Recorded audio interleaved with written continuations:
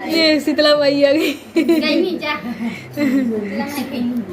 प्रणाम प्रणाम। इस कालखंड के महामानव श्री साहब हरिंदर भैया ने साहब सुरेंद्र भैया जी के चरणों में प्रणाम।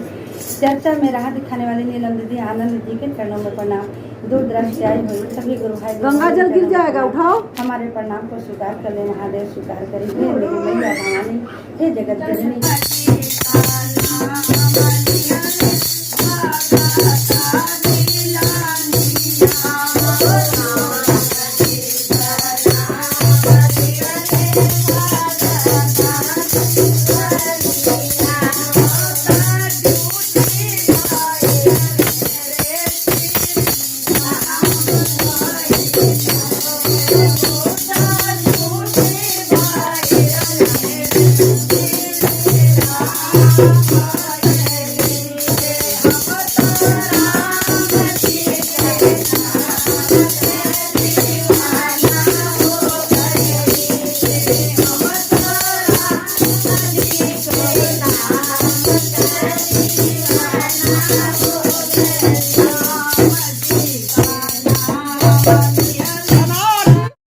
ये देखिए आरती हो चुका है, हम लोग आरती कर लिए हैं।